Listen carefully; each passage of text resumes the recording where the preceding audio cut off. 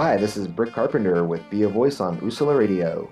The goal of Be a Voice is to bring awareness on critical topics affecting our communities and to bridge the gaps between them. Thanks for joining us.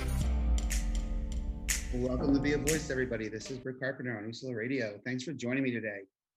Stoked to be back. It's been a little while since I've been on, and I've been able to bring you a show and talk with some great people in the community who are doing really great things. But before we get into that, there's been a lot going on over the last few months that, has taken a toll on people personally, on people, individually with families, work, mental health, a lot of different things. COVID took everybody into a total spin, and I think it's important for people to realize that you know um, there is light at the end of the tunnel. I was in that place for a while where I was like, what's happening here? I do run a small business. I run a nonprofit, as most of you know, and I do this show, and it just felt like things were a little bit overwhelming, and life started to beat me up a little bit, or I allowed life to beat me up. And so it's really good to be back, and I hope those of you who have had any experiences with COVID, there's been several of my friends that have, or any of you that have lost any family members to this, you're in our thoughts. And please, people, whether you like it or not, it's social responsibility. Mask up. Don't be one of those people. Everybody else's life depends upon that. So that's really important for me to get out there and say right now. And another thing that's really important that I need to get out and I want to say is I want to talk about what's going on right now in Pennsylvania with the shortage of poll workers that we're having at the polls. The sad fact, or the sad reality right now, is that most of the poll workers that we've had every year go above the age of 60 or 62. What happens this year is most of them aren't coming out to work the polls because of COVID. And due to that, we have a shortage of poll workers. Because of that, some of the polling places may not or are not going to be open. We already know that there's a disaster going on right now with, the way people are looking to vote and mail in and stuff.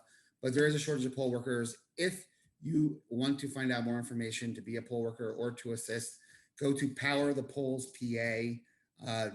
That is a great organization working to get people up and running as poll workers. I registered. I'm going to go out. I'm going to be a poll worker. I think it's really important that we do that. And I think the more that we can get everybody involved, the more that it could be more, hopefully a smooth election. And just remember, as you are making that decision to vote, do the right thing always. But yeah, if you're looking to be a poll worker, to the poll, Power of the Polls PA, check them out.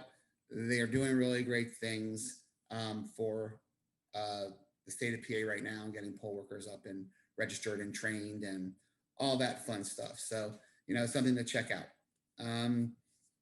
A few things that's going on in the Philly unknown world, with things such as we are still developing our first large-scale community garden, 13,000 square foot community garden being established and put in the heart of Kensington, right on Roost Street between, my gosh, I blank on this all the time. I'm not sure why. I'm there every day. Right between Clearfield and Orleans, right basically across from McPherson Square on Roost Street.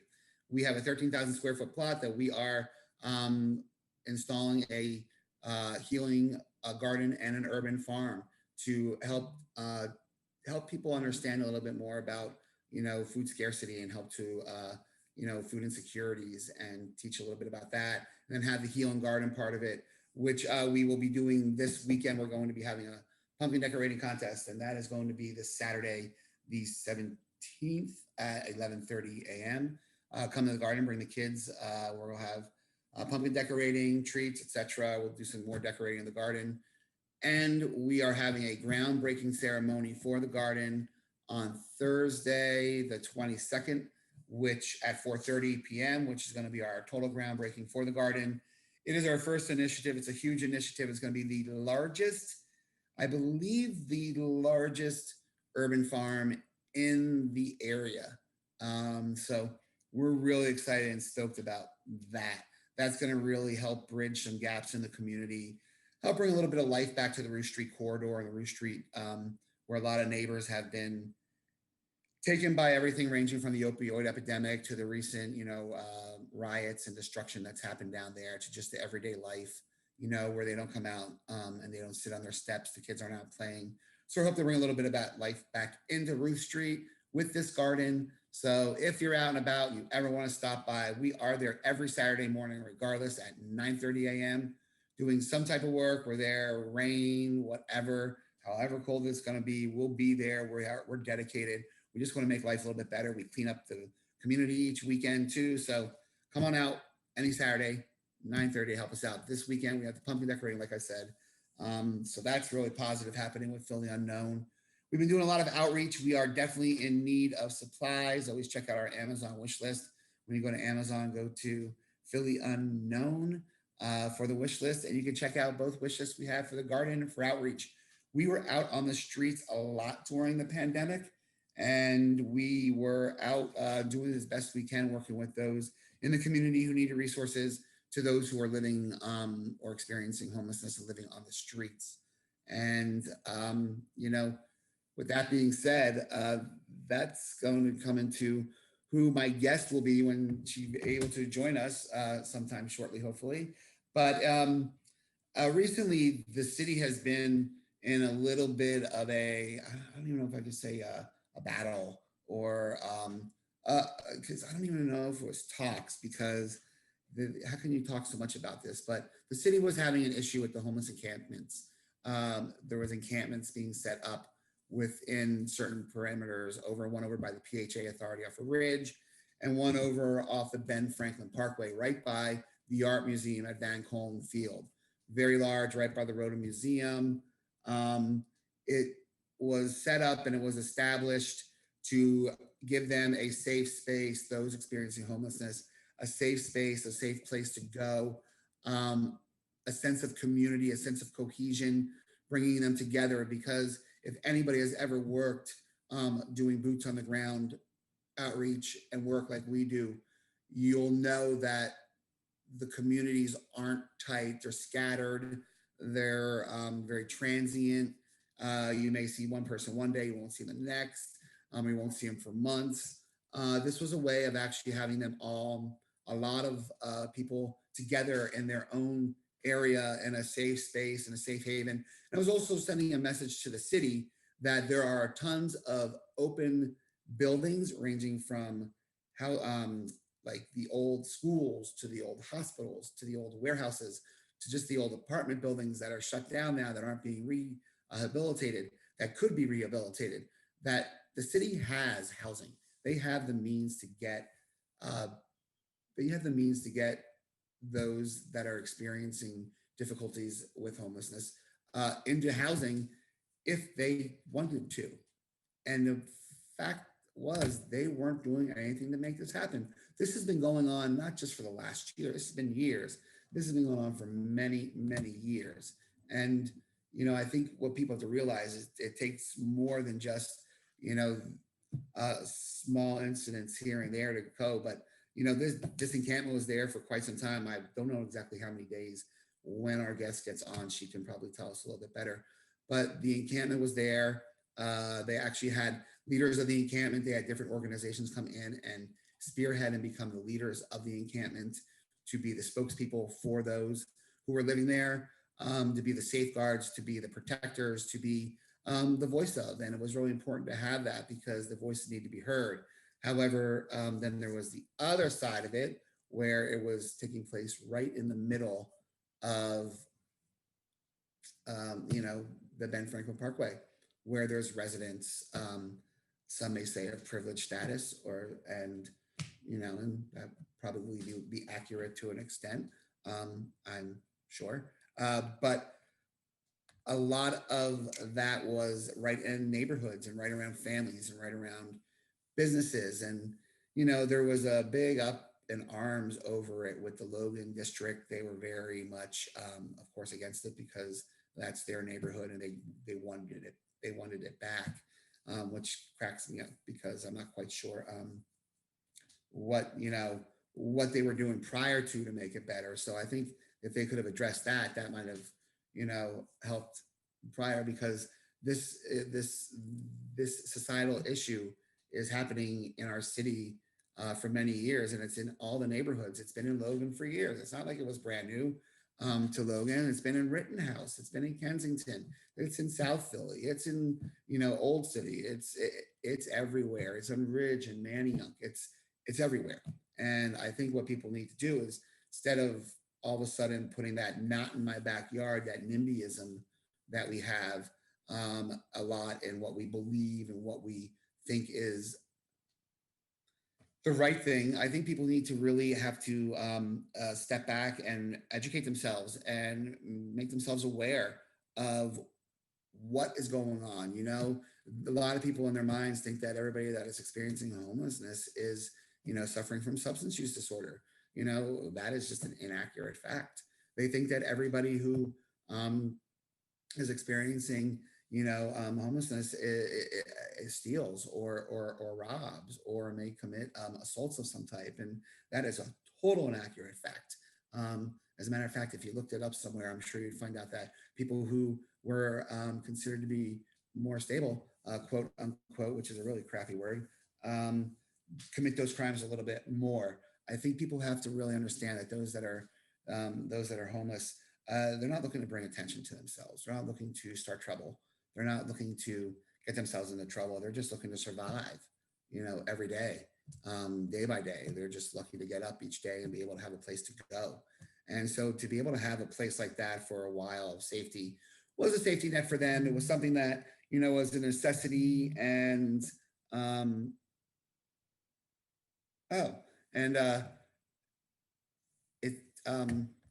sorry, I'm getting a text from our guest. She said she's waiting in the waiting room, so she may be there.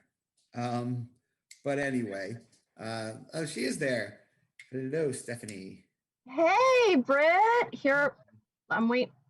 Get my. Oh, hey. There you are. Hi. Hi. Thank you, Olivia, for letting her in.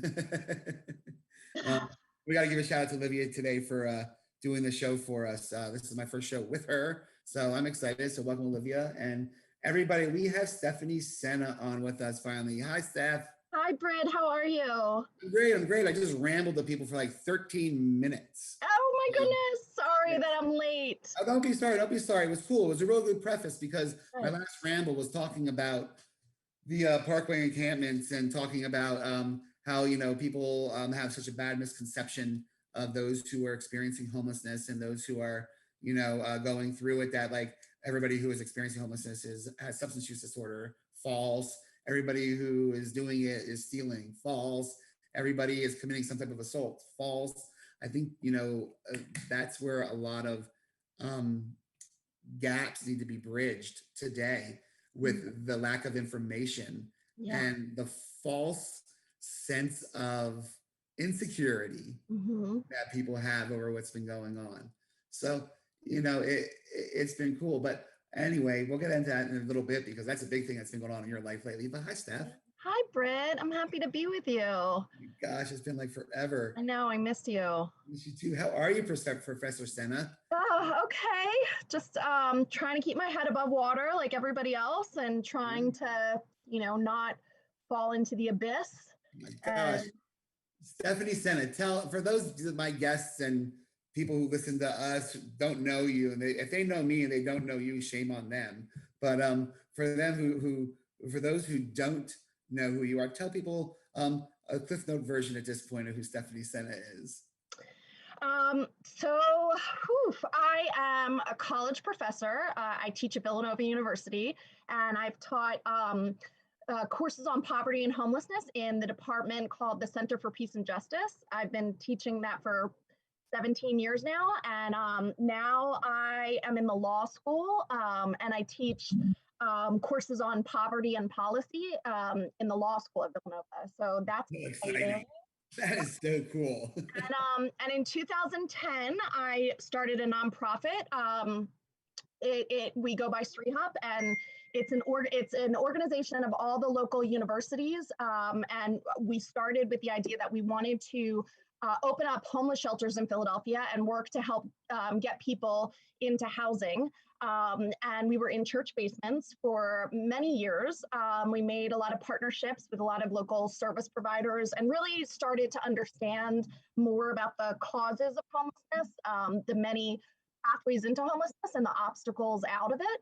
And then a few years ago, we decided to transition from operating shelters to building housing in Philadelphia because there's really a lack of affordable housing. So we've been working on projects. The biggest one, but there are many, but the biggest one is building villages of tiny homes, people experiencing homelessness and their pets.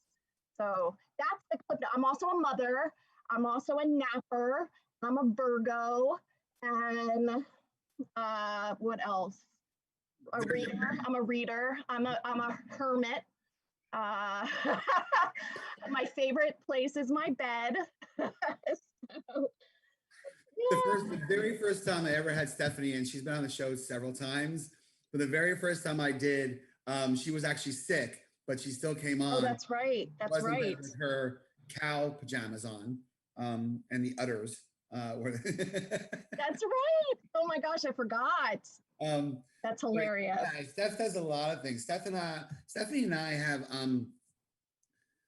met through, of course, just the fact that Philly is one of the smallest, biggest cities ever. Yep. And everybody sort of has an interconnection somewhere. And since I'm the board of directors with Morris, Stephanie had come over to Morris to talk to them about what they could do with what she's been doing. And that's right. Say the name of the communities and just call it that. Is it still being called? The Breaking Bread, yes, Breaking Bread Village. Yep. All right, the Breaking Bread Village is what the community is being called. It was the name that was developed. I met Stephanie through Morris back then, and then we had conversations, and we just realized that we had so much in common, and we were both as crazy as each other, and that's exactly. We realized that we needed to do something together, and so I'm really excited that eventually we're going to be getting this off the ground. Because tell them a little bit about what the Breaking Bread Village is, and the concept. So the concept is there. So we have a crisis in Philadelphia of poverty. We have a homelessness crisis, an opioid epidemic. We're fighting multiple crises at once, and we absolutely have a shortage of affordable housing in Philadelphia. But we also have significant barriers to accessing that housing. So our lack of affordable housing isn't just about the fact that the cost of housing is too high and people's wages are too low. It's also about, even if somebody has enough assistance or wages to afford rent, they often have other obstacles to achieving affordable housing, and that can be poor credit, evictions on their record. Oftentimes, though, people don't have anywhere to go if they have pets with them. Having a pet is another barrier to accessing shelter and also accessing affordable housing. So we wanted to lower barriers and make housing more accessible, including even ADA accessible. A lot of our affordable housing is not wheelchair accessible. And so we believe that pets are part of our families.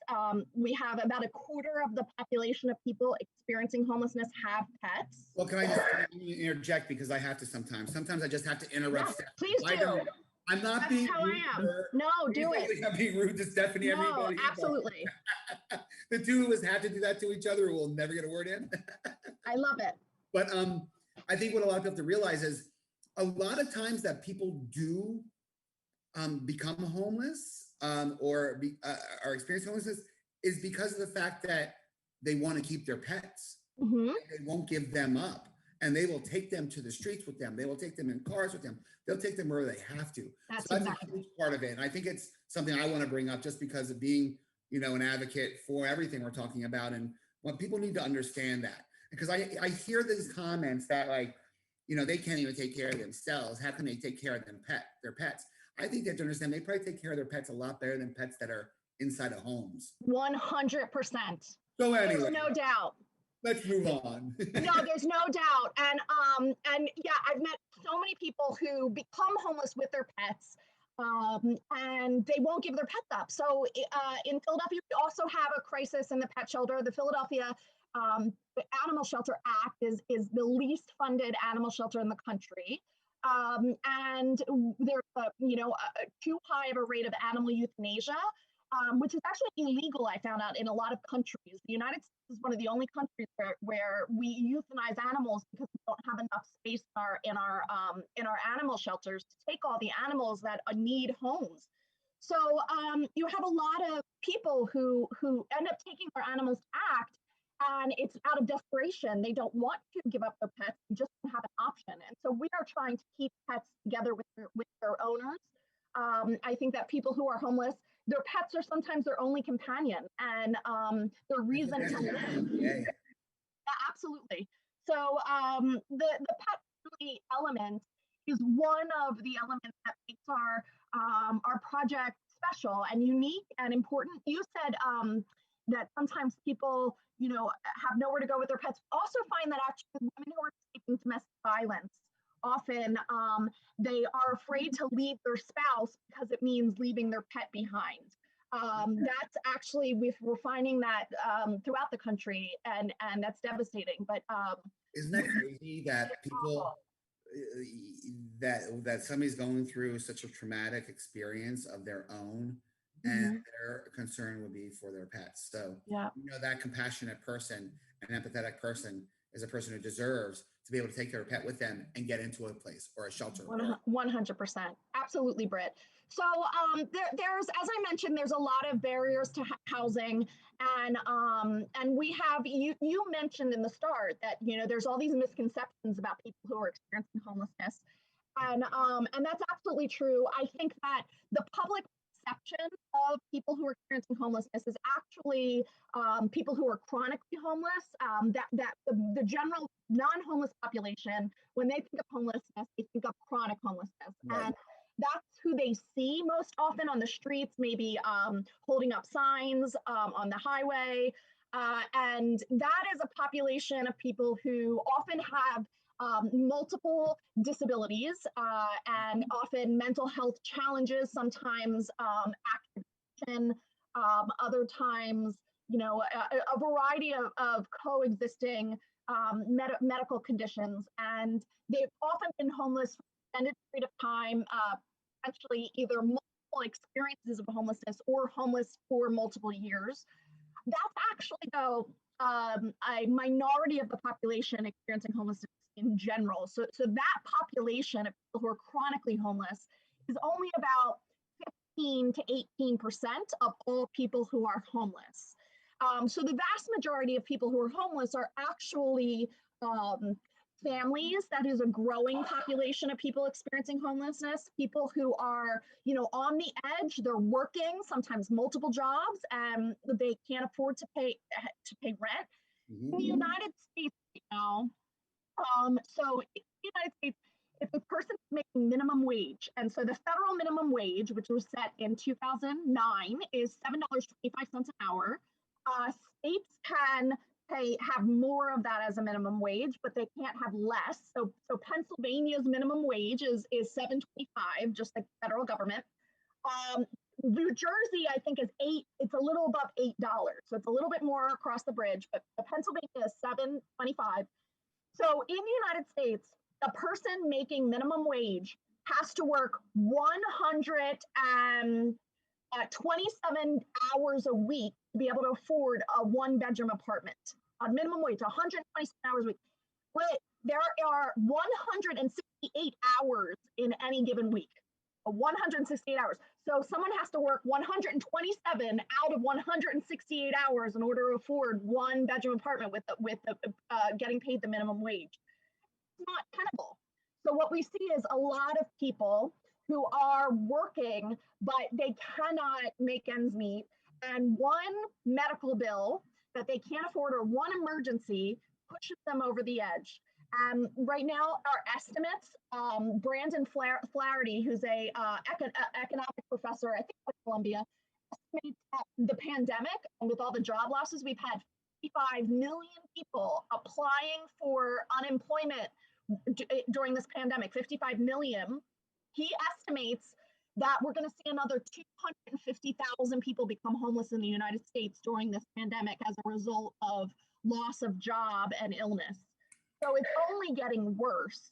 And that is really a population that's growing. Now, the chronic population who have multiple disabilities, they often have a lot of stigma and people have stereotypes. But I believe that regardless of why someone is homeless, whether it is that they are working multiple jobs and have an emergency and can't make ends meet, or it is they are in active addiction or they have untreated mental illness, no matter what cases and what category they fall into, I believe everyone deserves housing, and that if somebody is in active addiction or is experiencing disability, they cannot help, they don't have a chance of getting better unless they are housed. Housing is treatment, housing is healthcare. And so, I think that regardless of why, yes, you're right, that not everybody who's homeless is in active addiction, but the people who are homeless who are in active addiction need housing just like everybody else. And let's face it, like I out of all people, because of the work that I do, I know that like also a lot of people go into active addiction because they are homeless. Yeah.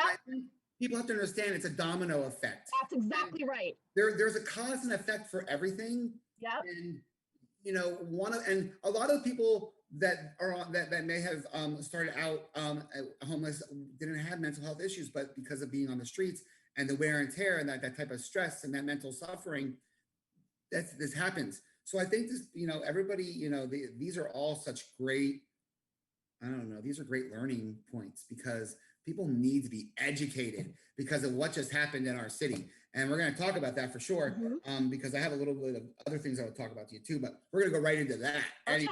But we have the Breaking Bread Village that you have been working on, which are like basically like, well, that starts first. They were saying tiny homes, and it's not tiny homes; it's a home.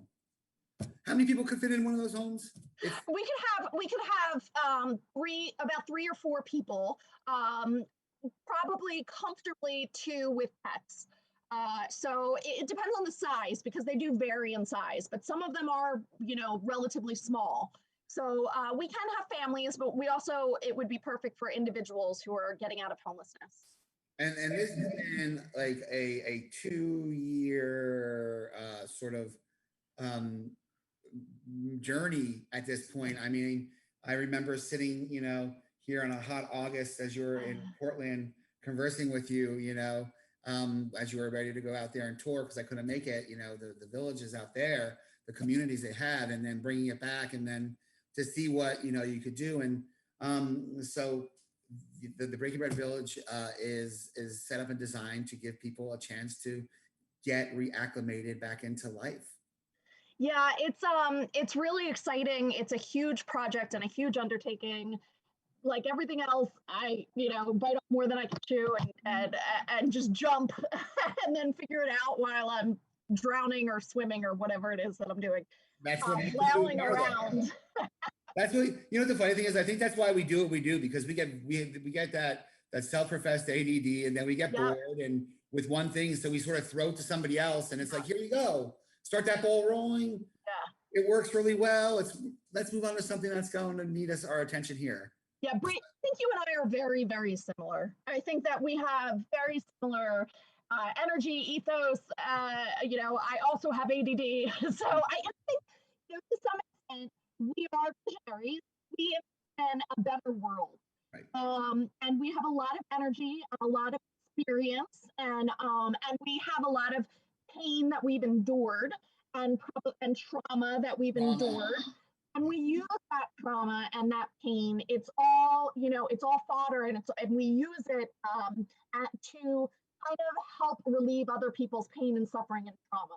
And that's sort of where it comes in, like where we're almost like empaths to an extent, because we absorb everybody else's, and we also understand, like we can read people right away too. Like we know, and and it does. It comes from a lot of things, and I think it's important that people realize that word trauma should not be taken lightly ever, because trauma is the root of most evils in people's worlds that causes people to have issues ranging from mental health sometimes to substance use disorder, to just basic issues, so I think people have to realize that. So Yeah. trauma is huge in it.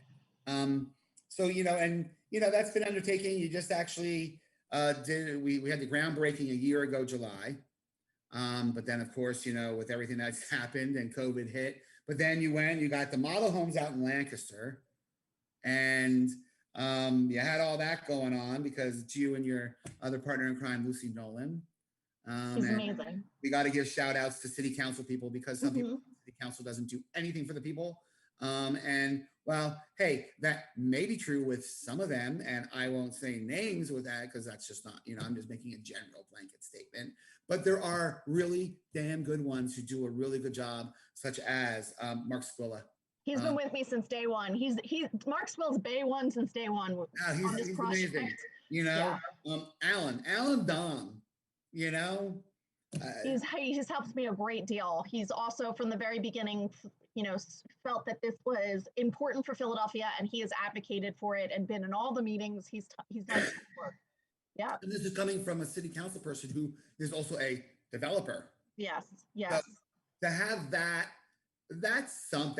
speaks volumes. Yeah. That type of backing speaks volumes. So, so for those of you who aren't familiar with it, check it out. Just Google Stephanie Sena, and you're just going to see a plethora of stuff. She could never change her last name, and if she does, that footprint's there forever. Oh my gosh, for better or worse.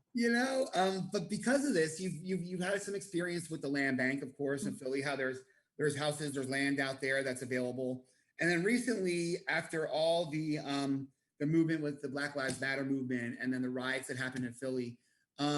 Some organizers sort of gathered up the city's population that were experiencing homelessness, and they brought them to two areas. They went to two safe haven areas, two sanctuary areas for themselves.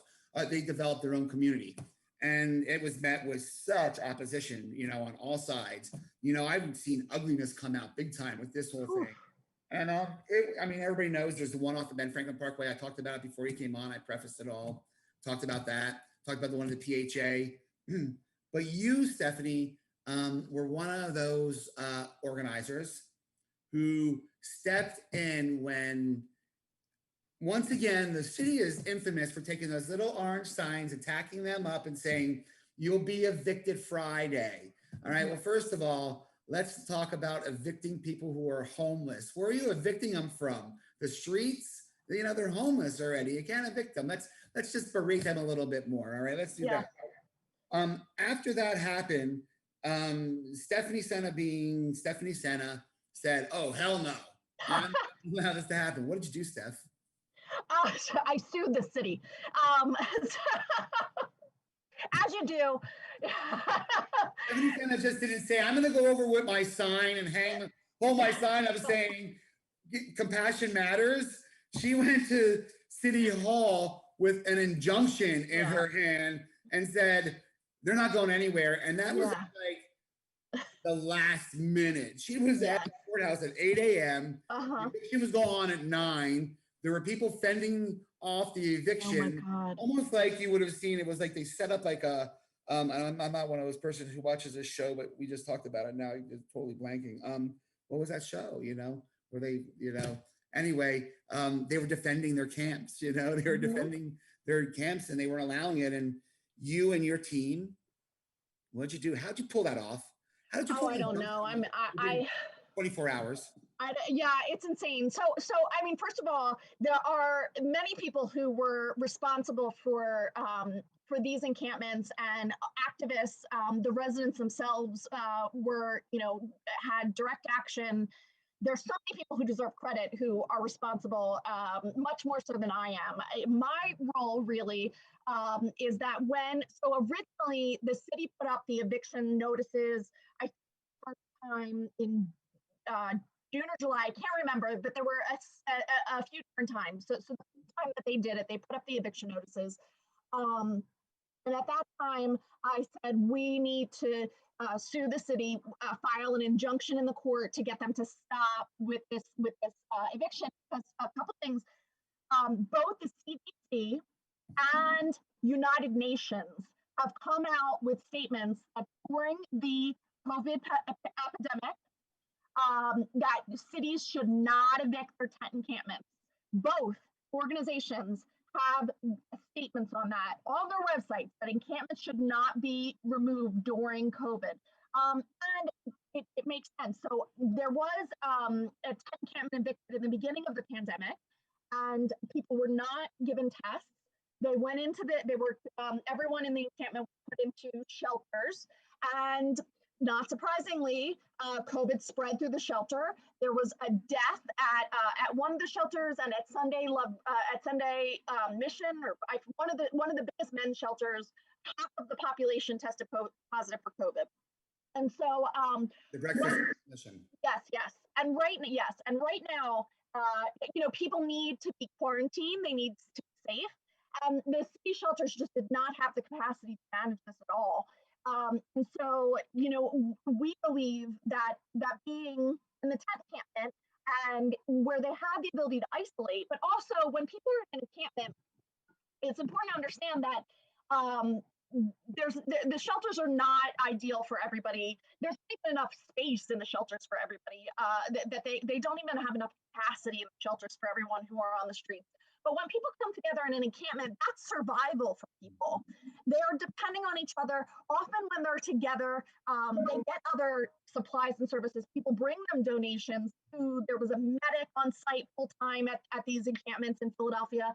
So people were just really creating a sense of community, which is what kept them alive.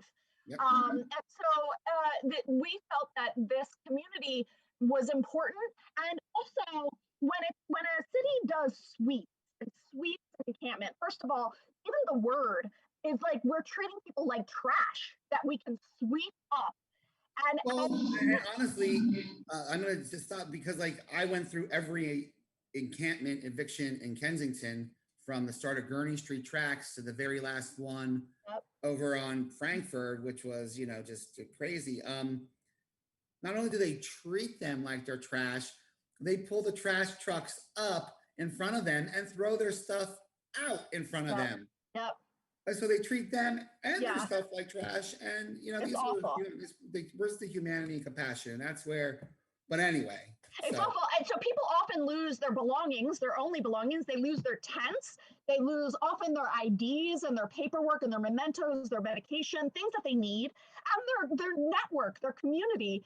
And when they're swept, oftentimes people just go a few blocks away. It doesn't resolve homelessness at all. These sweeps are costly. Cities spend millions of dollars to do sweeps every year. That money would be so much better spent on housing.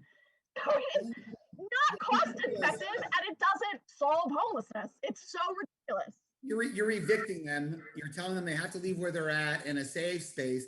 And instead of leaving them there, you're putting them back on the streets, scattered areas. The same with Kensington. You evict them, they tell them they move up a little bit, and then all of a sudden, it's a problem somewhere else. So what they're really doing is they're playing a game of chess with human lives. That's exactly right. And what they're doing is they're caving into neighbors, basically, who are NIMBYists, and they don't want to see this. So I said that before we started. So I talked about NIMBYism and talked about that, and I said, I think there's not one person out there that can't say, hey, I understand NIMBYism. I understand where you may be coming from. I understand. I've got 2 children at home.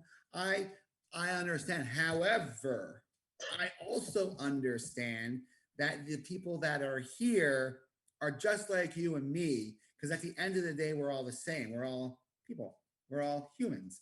And we need to do what we can to make it better for them. So if that's where it's better for them for now, we're not saying they're going to stay there through the winter, and, we're not going to lead troops out to Valley Forge like George Washington did or something. But let's once again open your minds and stop thinking, because right there was a lot of selfishness on everybody's end. It was a me situation, and not let's look at this overall as how is this going to affect all of us. Yeah, so, exactly. And the other thing too is that I think it was brilliant for the encampment to be set up where it was on the parkway, very wealthy neighborhood, because this about sweeps, about homeless shelters, is that that the problem of homelessness doesn't go away; it's just hidden, and that's what people want. They just want to see it.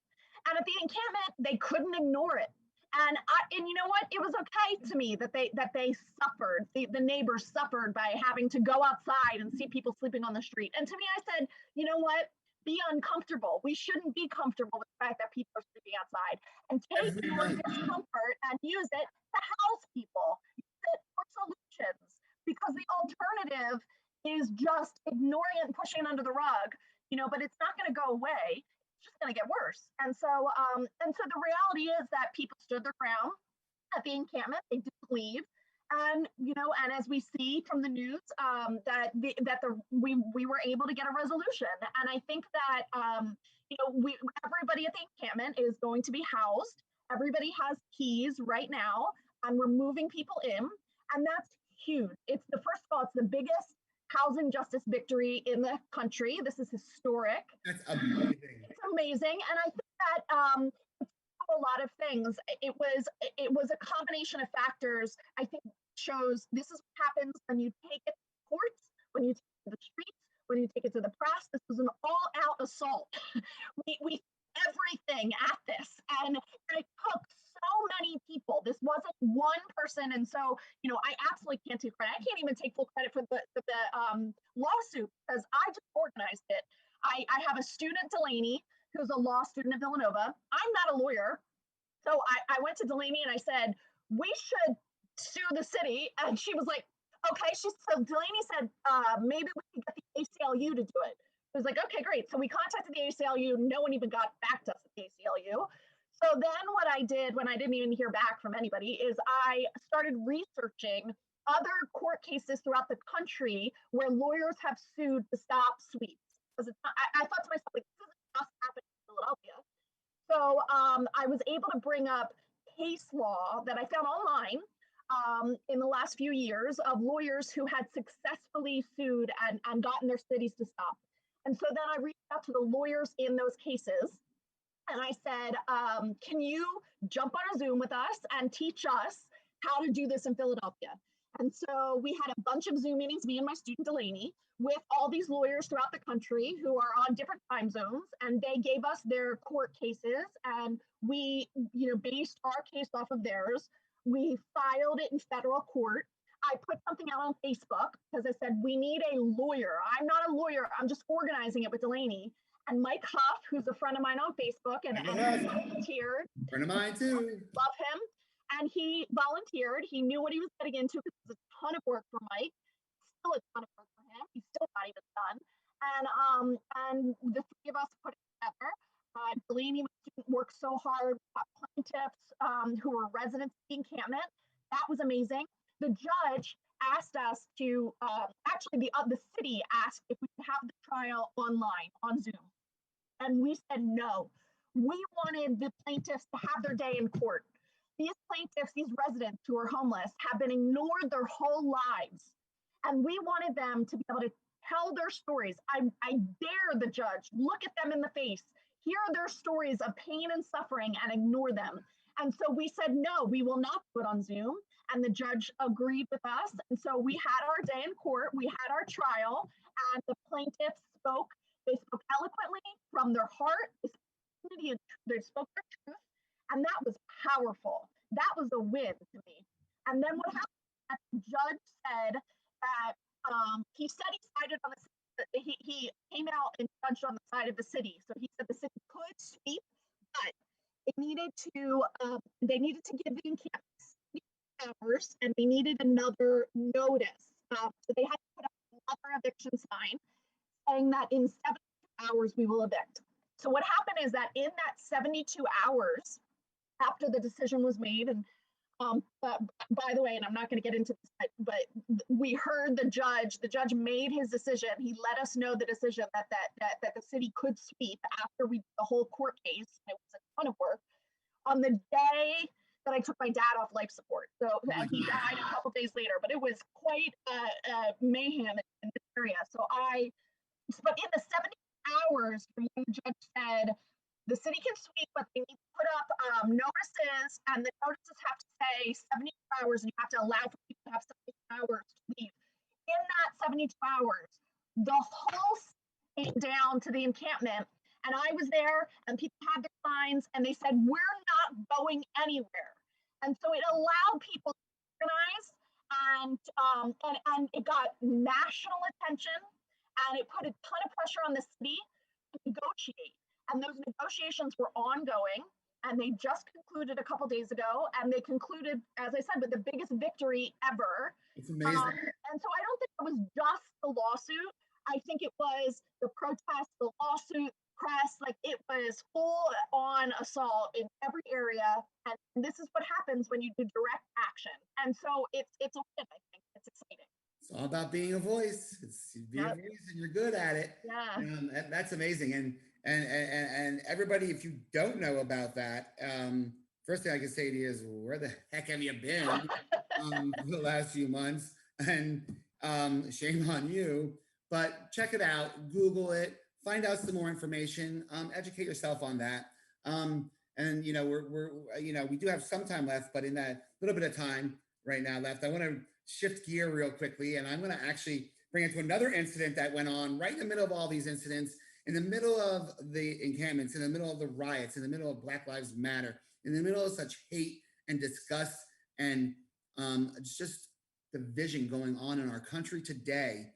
I was a victim this summer of it by a roofer who called me a derogatory name, that F word that people like me don't like to hear. Mm-hmm. And the outcome was amazing. It was his employee. The outcome was amazing. It was great. However, you yourself had an incident recently with a roofer in South Philly. This got attention as well. This was over. Quickly tell us what the hell happened that day. Oh my gosh. So I had just dropped my daughter off at her learning pod. It was around 8 a.m. I parked. There were tons of open spots at my house. This was Monday morning, and I parked in front of my house. It's not my spot. It's street parking, but I often park there if I can, if it's open. And it was open, so I parked. And shortly after I parked, a car drove up behind me, a truck drove up behind me and laid on the horn. I wasn't sure that they were honking at me because we hadn't been fighting over the spot. So I got out of my car and he's still laying on the horn. And I said, "Are you honking at me?" And he started screaming at me. He said, "You took my effing spot." And I said, "It's not your spot." And I was here, and he's screaming, cursing at me, and he's really going off. And so there are plenty of spots around, and I don't have any interest in arguing with this guy. It's also very early in the morning, and he's laying on the horn and disturbing my neighbors. So I moved the car. So I just got back in my car, and I moved across the street because I wasn't interested in arguing with this guy. So I moved across the street, and as I'm walking back to my house, he starts to scream at me. And he starts to yell, "Who the F do you think you are talking to me like that?" He didn't like that I told him it wasn't his spot. So my thought was, first of all, I thought he was a worker. He looked kind of young, and it was a construction truck. There were a few men who got out of the truck, and I thought he was, one of the workers of this company. And on the truck was the logo. Yeah. And the phone number. And I thought I wanted to call the owner and let them know that, that their worker was out here being so rude. So I took the phone out to take a picture of the logo. I didn't get to do that because as I took my phone out, he ran over to me and grabbed my phone out of my hand. And he's now holding it behind his back. He gets my face and he starts screaming at me. And he tells me, first he says, he asked, "Do you have a son or a husband? Bring them out right now so I can beat them up." And then he said, "You know what? I don't care. I'm not afraid of a bunch of women." And he's in my face. He doesn't have a mask. He's screaming. He spit at me. At this time, I'm yelling for help. And other neighbors were watching and stopped and started yelling at him to leave me alone and give my phone back to me. And then he finally threw my phone. I grabbed it and ran in the house. And I took a picture of his car from inside the house. and I called the number on the car. And what I didn't realize is that the number on the car was his phone number. I thought it was a worker. It turns out that he was the owner of the roofing company. So I called and I said, your worker is just out here and he assaulted me. He spit at me. He was screaming at me, threatening my life. He told me he was going to kill me. And the guy just said, don't worry about it. But the problem is that at that point, he has a phone number now. Because I just thought I was, calling. Yes, yeah. And so I called the police because he had threatened to kill me and he was still outside my house. And I was scared. The police came, they interviewed him. In the meantime, I was able to find online that he had a very long arrest record, including for assault and attempted. Very impressive resume of felonies and everything. Yeah. And so the police just told him not to touch me. But they didn't do anything else about it. And then a few hours later, my housemate went outside, Dauda, who's from Angola. And Dauda is a college student taking classes at LaSalle University, and he lives with us. And he has a very thick accent, and he went outside, and the roofer, who had been out there all day, it was 8 in the morning, he didn't leave until 3 in the afternoon outside my house. And he started screaming at Dauda, and I caught it on video. I was inside the house, and I caught it. And he said, and what I caught on video was, he said, we're from here. I don't know where the F you're from, but you better go the F back there. Mm-hmm. And that was jarring. And I put it on Facebook and it got shared, I think 20,000 times. And then Philly Mag. Yeah. The thing is, it reminded a lot of people of what happened in New York with that woman, Amy, I think her name is, who called the bird watcher and said, I'm being assaulted. Is that this was what we're seeing in our country right now is, this misogyny and racism and homophobia and this, culture that of people who feel emboldened to bully, that they can say and do and make their threats, and that they feel sanctioned and they feel protected. And so we're seeing this more and more. And I think that is what you experienced also. I think that it's coming from the same culture of people who feel that, because of who's in office and the administration, that they have free reign to be out here, being so rude and inappropriate and making threats and bullying anyone who they don't like. Mm-hmm. And so that's really disturbing. And that incident right there, like I said, if you Google, once again, Stephanie Sena's name, that was in Philly Mag. The Inquirer picked it up? I think there were a few different outlets. It really did go viral, yeah. The video is disturbing to hear what the guy says. I mean, Stephanie, what you and I see and do and experience on a daily basis on the streets and with people, not a lot shocks us. But there are some times that all of a sudden our head spins like Linda Blair in The Exorcist. It's like, where did that come from? I can't believe that just was it's so foreign for us. Like, we are so loving to see that kind of hatred is just shocking to us. It's so foreign from what we know and what we feel. And that's where I think, it's a good place because, we're winding out of time, but it's a good place to leave off that, like, let people know that I think, we got a problem in our country today. We have a problem right here in our city, right next door to us. We have a problem that, people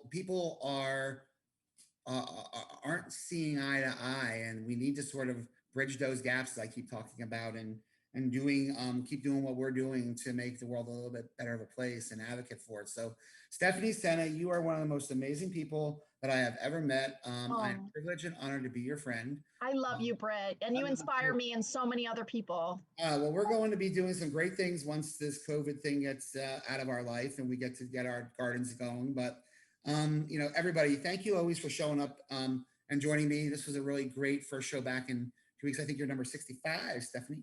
Oh, exciting. And it was great working with Olivia. Thank you so much, Olivia. Thank you, Olivia. Yeah. And to everybody out there, remember, whatever it is you stand for, be a voice. Have a great rest of your night, and we'll talk with you real soon. Steph, thank love you. Ya. Bye. Take care. Bye. Thank you.